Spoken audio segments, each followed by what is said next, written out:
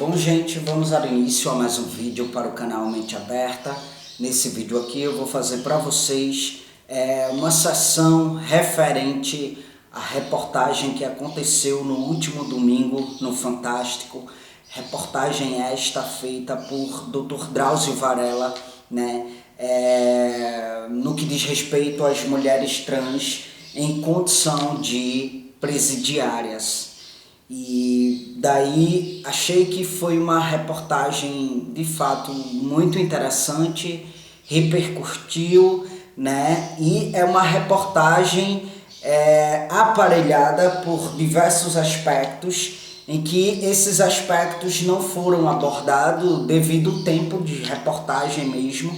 E aí achei interessante trazer todos esses aspectos para disseminar a informação, né? Primeiro de tudo, gostaria de falar dessas mulheres nessa condição, né? Gostaria de salientar para vocês que não é a primeira reportagem que eu assisto nessa temática, né? No YouTube tem vários documentários, várias reportagens nesse sentido, né? Ou seja, explanando a questão da mulher trans, a questão do travestis, né? Em condições presidiárias.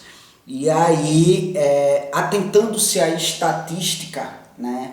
Talvez você se pergunte, enfim, nossa, e os homens trans, né? A questão dos homens trans, porque se você procurar reportagens a respeito dos homens trans em condições presidiárias, você não encontra, sabe?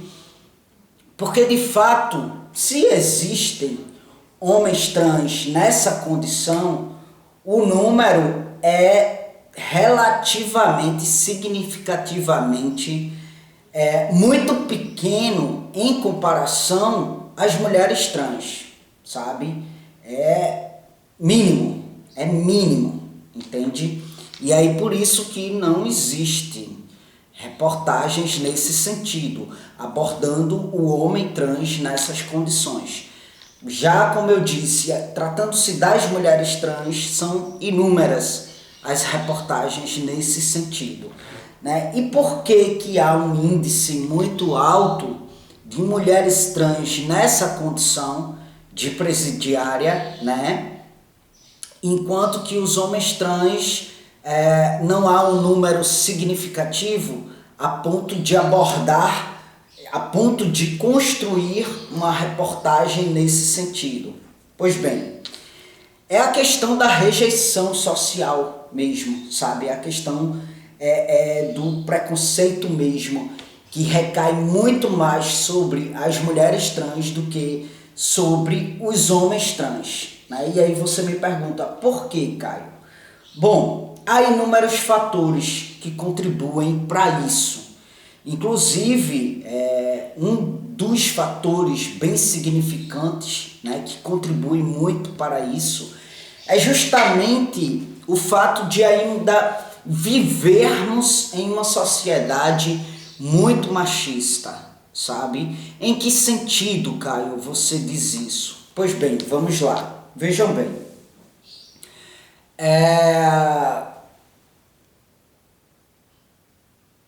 Um ser humano que nasce biologicamente fêmea, e aí no decorrer da existência, no decorrer da vida, passa por um processo de transição de gênero, tornando-se um homem, construindo-se, né, como um homem no meio social, no seio social, acaba sendo, de uma certa forma, mais aceitável, né, do que um ser humano que nasceu biologicamente macho e aí, de repente, no decorrer da existência, passa por um processo de transição para tornar-se, para se construir como uma mulher no meio social, justamente por conta do machismo impregnado, entende?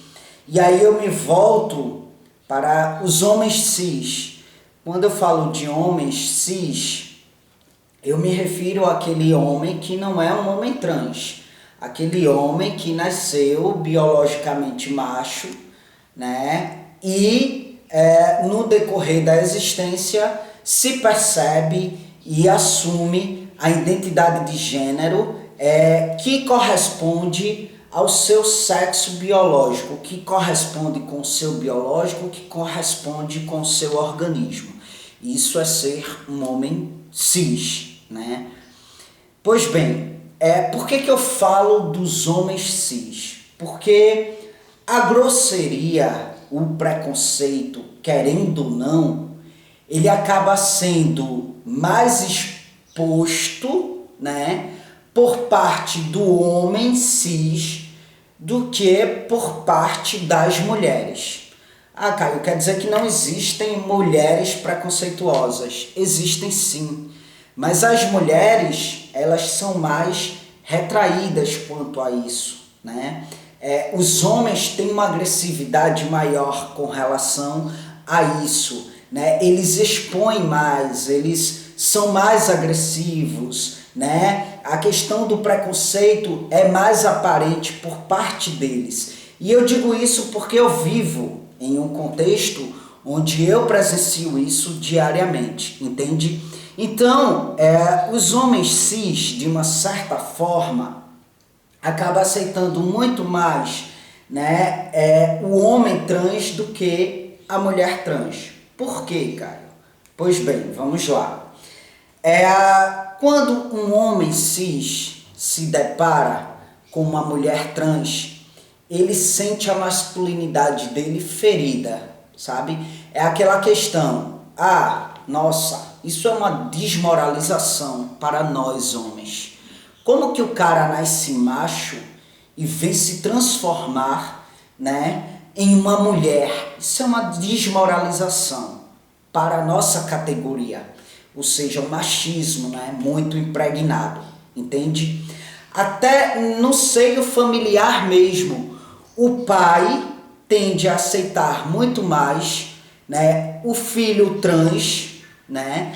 Beleza, tive uma filha, nasceu fêmea, mas tornou-se um homem, tudo bem, né? Fazer o quê? Vou acolher, é o meu filho agora, tá tudo certo.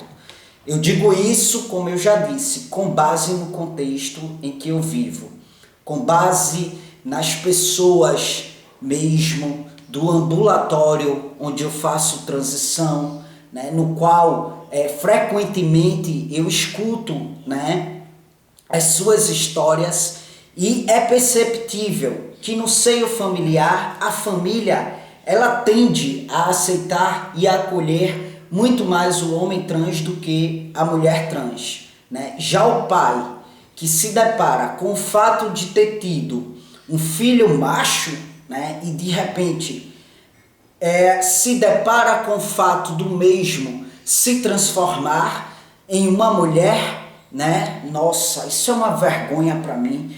Como que eu tenho um filho macho e agora eu vejo se transformando em uma mulher? Isso é uma desmoralização, entende? É o machismo acentuado, impregnado na sociedade.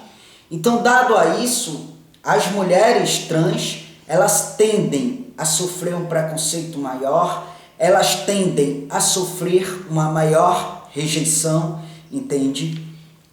E isso se estende, esse preconceito, essa rejeição, se estende para o seio social. Com base no meu contexto, é perceptível que no seio social, no mercado de trabalho, o homem trans sofre menos preconceito, acaba sendo mais aceito em comparação à mulher trans. Por quê? Vou explicar a vocês o porquê. Pois bem,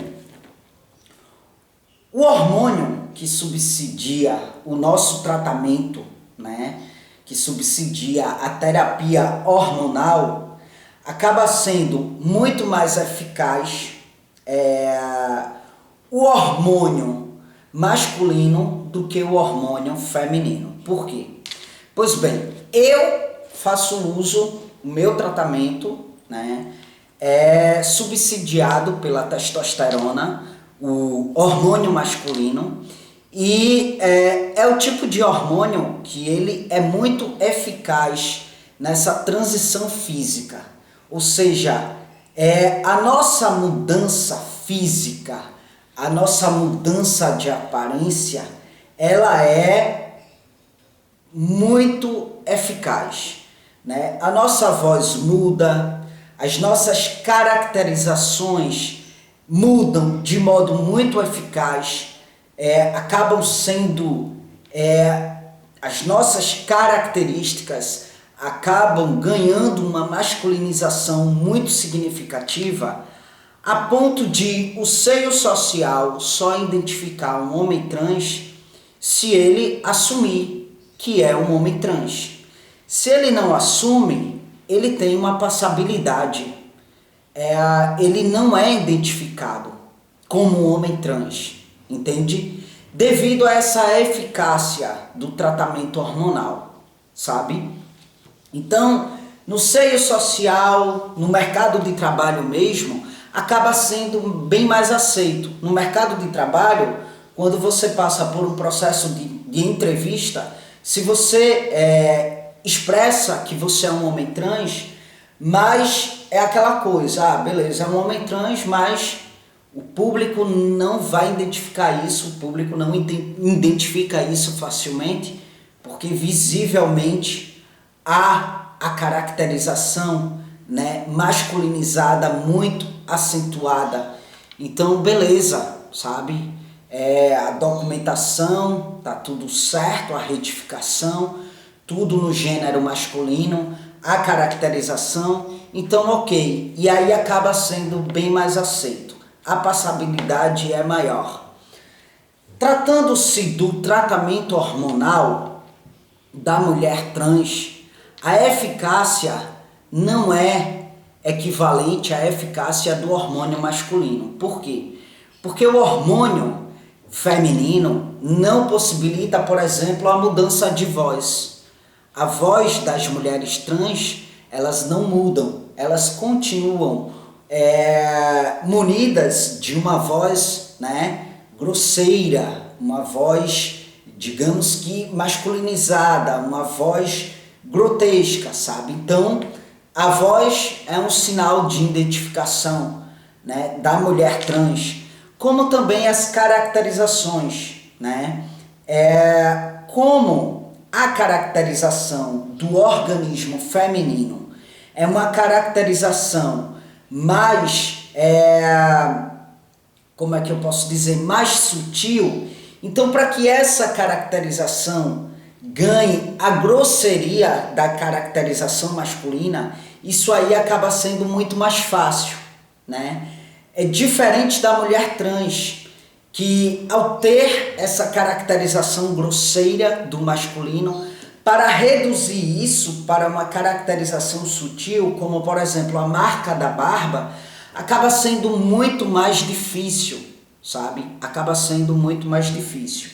A não ser que essa mulher trans, ela venha aí a passar pelo processo de terapia hormonal, quando ainda na fase da puberdade, né, a fase em que as caracterizações elas ainda estão ganhando uma dimensão, uma proporção. E aí essas caracterizações podem ser bloqueadas, entende? Diferente daquela mulher trans que passa pelo processo de terapia hormonal já em um período em que a sua caracterização masculina está muito aparente, né? O hormônio não é tão eficaz na transição, entende? Dessa caracterização. Acaba que ainda fica uma caracterização masculinizada muito aparente, dando aí a possibilidade de identificação, né? De identificar a mulher trans, entende? Então, como o preconceito é muito grande no seio social, então o inconsciente social acaba identificando essa mulher trans, atribuindo ao fato de um dia ter nascido biologicamente macho, e aí o preconceito vem à tona, né, e acabam sendo rejeitadas. Eu escutei um tempo desse, né, a narrativa de uma mulher trans no ambulatório onde eu faço transição, em que ela, no decorrer, num certo período da sua transição, ela precisou desistir, sabe, da terapia hormonal, ela precisou desistir do processo de transição e regredir para a sua identidade anterior, para a sua identidade no gênero masculino, porque ela ganhou uma oportunidade de trabalho, mas aí essa vaga só estava disponível para ela se ela de fato assumisse a sua identidade anterior, se ela assumisse a sua identidade no masculino condizente, né, com o seu biológico, né, com o fato de ter nascido macho, biologicamente macho.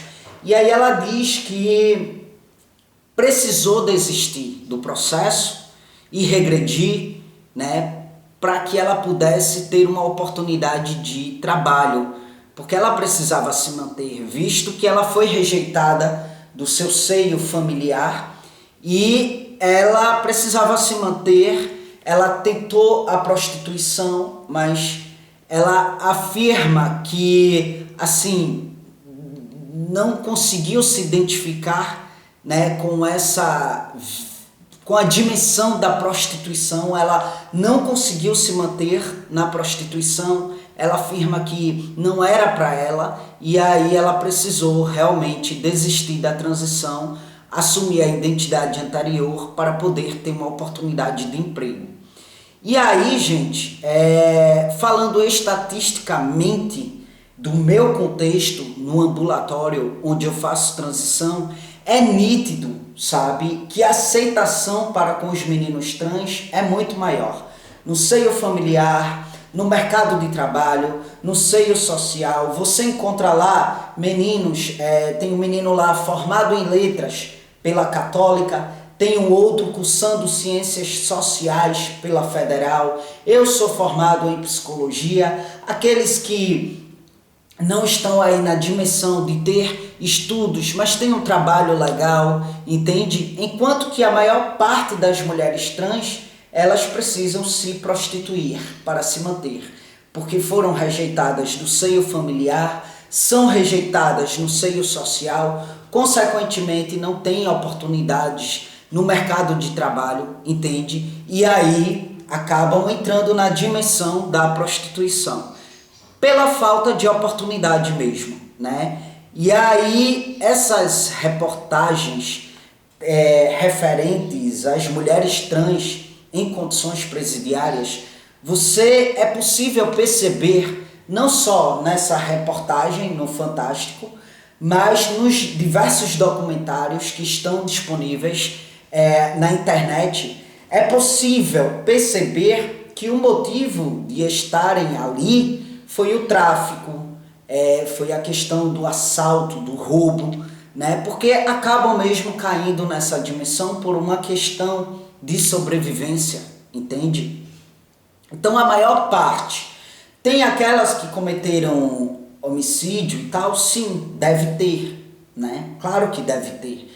Mas o maior número, né? O maior número dessas mulheres estão nessa condição de presidiárias porque precisaram, ou seja, porque caíram na dimensão do tráfico, do roubo, né, para se manter, né?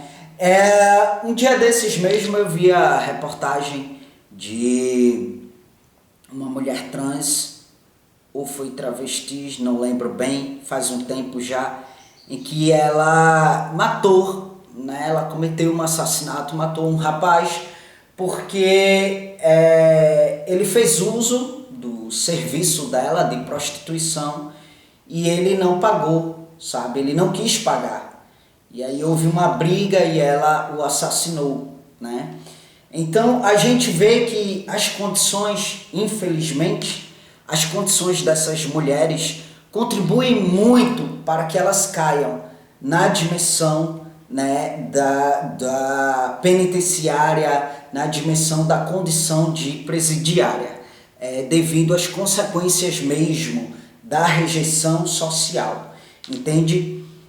E aí virmos, né, que o Dr. Drauzio Varela, ele houve uma repercussão acerca de uma reportagem em específico, acerca de um momento em específico da reportagem, que foi com a Suzy de Oliveira Santos, de 30 anos de idade, né, em que ele, no ato da entrevista, né, ele se depara com a realidade de que ela está ali há 7, 8 anos, em completa solidão, né, sem receber visitas, né, de familiar, de parentes, de amigos. Há 8 anos ela não recebe visitas na penitenciária. E aí foi muito comovente esse ato, essa parte em si da entrevista, né? As pessoas se comoveram bastante com o discurso dela, onde ela salienta, né, que a solidão é muito grande e ele humanamente a abraça, né, acolhendo essa condição dela e enfim. E aí isso repercutiu muito nas redes sociais, inclusive as pessoas se mobilizando, né, a escrever para ela, né, cartas de acolhimento, cartas demandando carinho, cartas demandando afeto. Por outro lado, eu vi muito, né, na internet pessoas criticando, sabe-se lá porque ela está ali, porque no ato da entrevista não foi exposto o motivo de ela estar ali, né? E aí muita gente levantou esse questionamento, sabe-se lá porque os parentes não a visitam, né? Sei lá, vai que ela cometeu algum crime assim que desestabilizou a família, e enfim. E aí as pessoas trouxeram esse argumento para justificar a solidão dela, para justificar o fato da família não comparecer para visitar. Mas o fato é que a gente vê muito, né? A gente vê assassinos, a gente vê estupradores recebendo visita das suas famílias. Eu sou muito focado, muito ligado, gosto muito da área forense, né? Eu gosto muito da área forense. Consequentemente, eu assisto muitos documentários nesse sentido. Inclusive, eu assisto investigação criminal por meio da Netflix, sabe? E eu vejo lá muitos casos, sabe? Pedófilos. Eu acompanho muitos casos pela série Investigação Criminal. Teve uma reportagem em si que me veio muito à mente de um pedófilo, né, que está em condições presidiárias, né, onde ele cometeu o crime de abusar sexualmente de muitas crianças, e ele tem uma filha e tem esposa, sabe? Ele recebe visitas da filha, da esposa, enfim. Então a gente percebe, né, que uma mãe, que a família perdoa um assassino por amor, né? Um pai perdoa um filho ladrão e vai visitar, vai acolher, né, por amor. Mas é possível perceber aquela presidiária em completa solidão pela ausência dos familiares, né? E aí, eu não sei se o meu curso me subsidia a isso. Eu não enxergo ali a pessoa que cometeu um crime. Eu enxergo o ser humano, sabe? Eu enxergo o ser humano porque a discriminação, ela pisoteia mesmo a dignidade da pessoa discriminada. E muita gente, tendo a sua dignidade discriminada, acaba caindo mesmo na dimensão do crime, sabe? Na dimensão de atos infracionais, acaba caindo mesmo, entende? E aí muita gente também vem com o discurso de que tipo, tem gente aí que nasceu na favela, que não tinha o que comer e venceu na vida. hoje é bancário, passou no concurso para direito, hoje, enfim, é um médico. Isso não justifica. Cara, a subjetividade de cada um é a subjetividade de cada um. Tem gente que encontra forças para, no meio do caos, se erguer, né, de uma forma mais assertiva, entende? Já tem gente que não tem esse controle emocional, já tem gente que não tem essa força emocional, tem gente que tem a sua dignidade tão pisoteada, né, que acaba assim se revoltando mesmo e acaba encontrando no mundo do crime o acolhimento que não encontrou no meio digno da sociedade, entende? No meio digno da sociedade. Que muita gente que prega a dignidade acaba sendo hipócrita, entende? Por quê? Justamente por discriminar o que é diferente, entende? Então, assim, muita gente repugnou, sabe? Aquela reportagem, merece estar naquelas condições, né? E aí você vê o Mateu, Dr. Drauzio Varela, se comovendo com a situação, não se atentando ao crime, mas se atentando ao ser humano, que precisa de um acolhimento, seja o que é que esse ser humano tenha feito, precisa de um abraço. E muitas vezes o amor, ele muda as pessoas, entende? Eu acho que pagar as atrocidades com ódio só joga muito mais esse sujeito, autor da atrocidade, só joga mais ainda ele nessa dimensão de cometer atrocidades. E eu já vi relatos do amor, do acolhimento, da compaixão, da misericórdia salvar muita gente do mundo do crime, sabe? E aí, inclusive, o padre Fábio de Mello, eu gosto muito de citar o padre Fábio de Mello como um exemplo de humano, né? Porque ele não é só um religioso, sabe? Ele é um cara que tem uma espiritualidade admirável, como eu costumo dizer. E, inclusive, nessa postagem dele em seu Instagram, ele foi muito criticado também, né? Padre, isso é hipocrisia, o senhor lá sabe o que é que essa pessoa, esse ser humano aí cometeu no meio social para estar nessas condições, né? E é o que eu estou dizendo, cara, ele não está enxergando ali, ele não está focando ali no crime, entende? Ele está focando no ser humano que está em uma condição precária, sabe? Que precisa de acolhimento, precisa de afeto, precisa de amor, porque, como eu estou dizendo, muitas vezes o afeto salva, entende? Nossa, quanto que não foi significativo para essa mulher trans, para esse ser humano, aquele abraço, né, que Dr. Drauzio Varela deu, né? Pois bem, então o padre Fábio, ele postou essa parte, né, em específico da reportagem, e ele diz o seguinte: procure não fazer julgamento, ouse ver o coração solitário, a dor abscondida, que tantas vezes nosso preconceito não nos permite decifrar. Ouça bem o terceiro bastante que essa mulher trans presidiária diz ao final. Porque quando o Drauzio Varela questiona, né, muita solidão, né, minha filha? E aí ela diz bastante, 3 vezes, sabe? E aí o padre diz, né, ouça bem o terceiro bastante que essa mulher trans presidiária diz ao final. E aí ele diz, né, não sei você, mas eu queria fazer o mesmo que o Dr. Drauzio Varela o fez. Há muito tempo eu não presenciava uma cena tão verdadeiramente evangélica, tão diferente dos espetáculos medonhos que fazem por aí em nome de Deus. E é verdade, tanta gente faz espetáculos, né, por aí em nome de Deus, mas no íntimo do seu cerne está julgando, sabe? As pessoas, está julgando o diferente, né? Está julgando um homossexual, está julgando um ser humano trans, está com um discurso de ódio, está menosprezando, né? Quando, na verdade, a verdadeira cena evangélica é esta, cara. Sabe?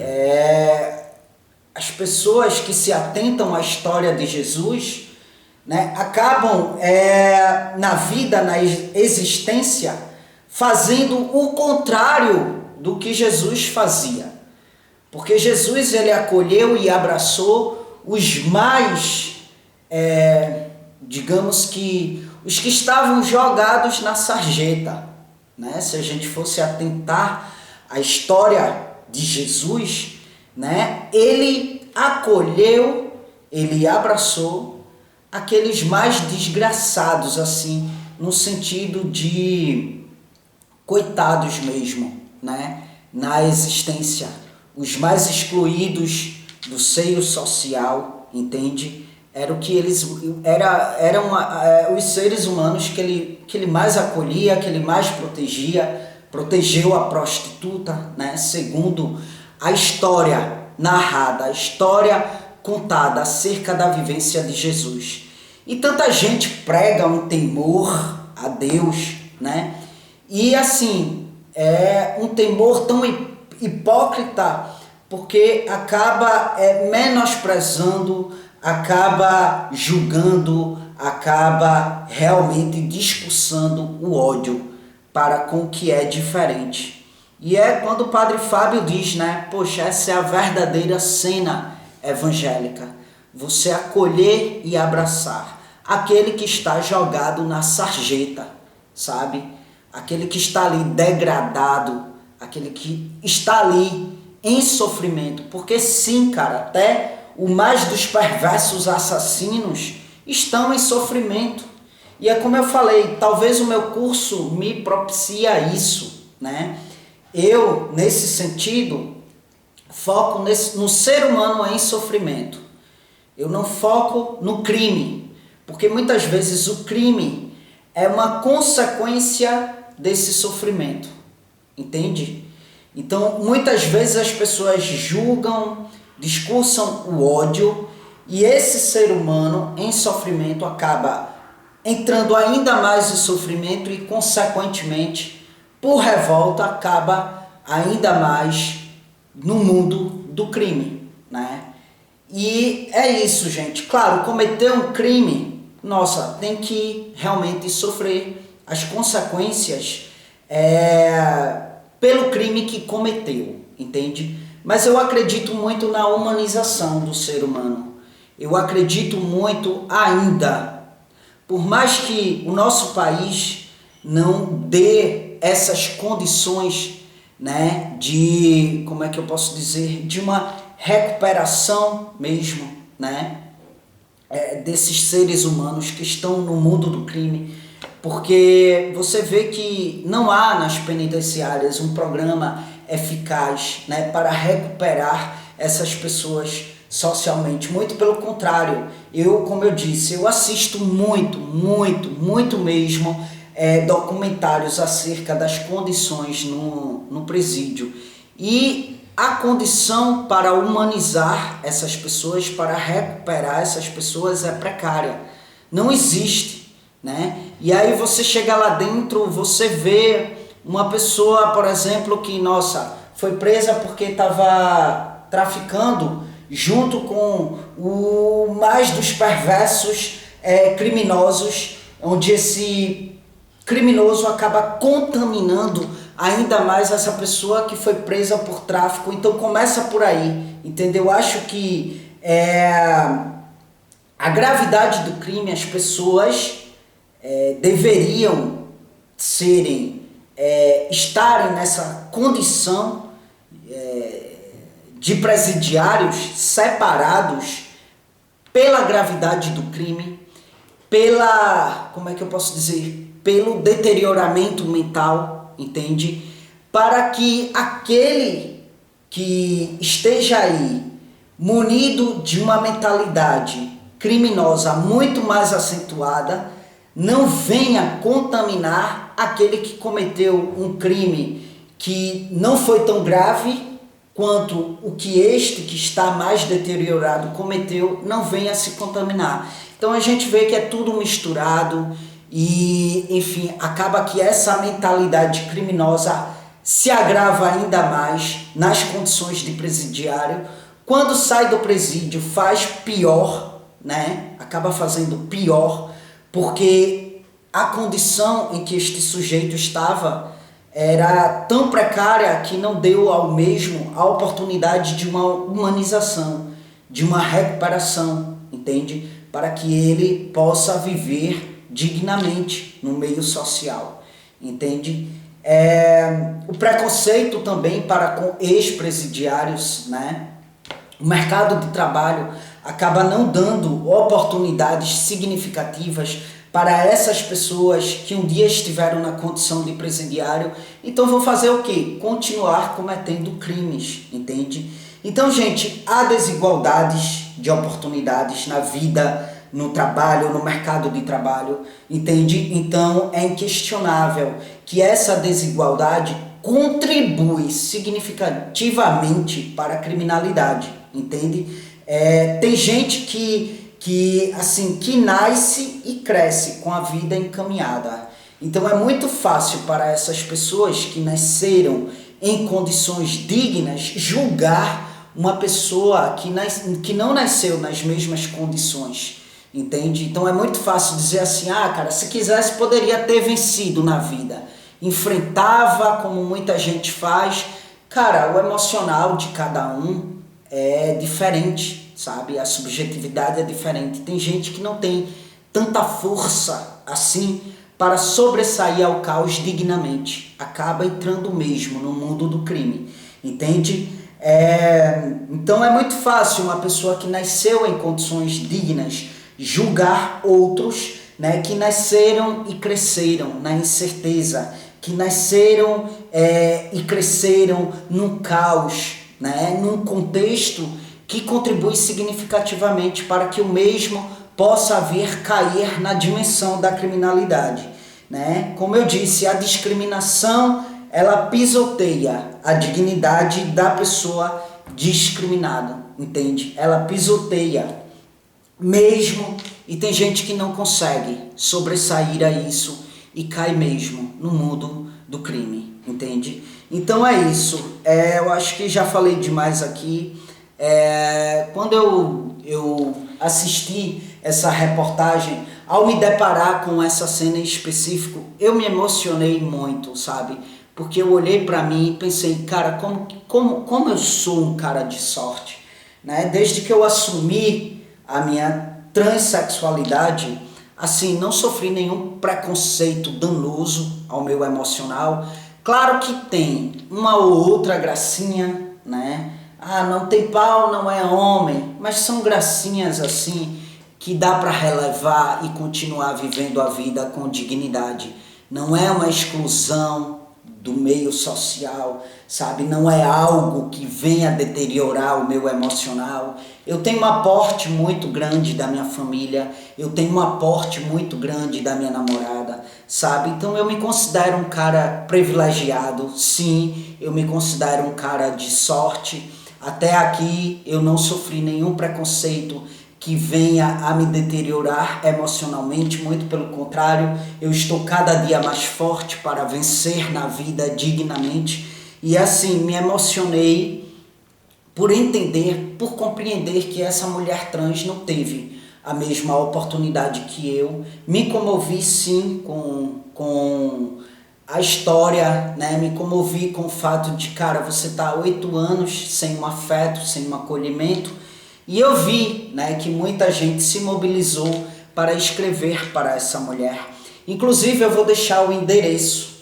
Quem se sentiu tocado também, quiser escrever uma carta para ela de acolhimento, prestando solidariedade, prestando afeto, sabe? Eu vou deixar o endereço no comentário do vídeo em destaque.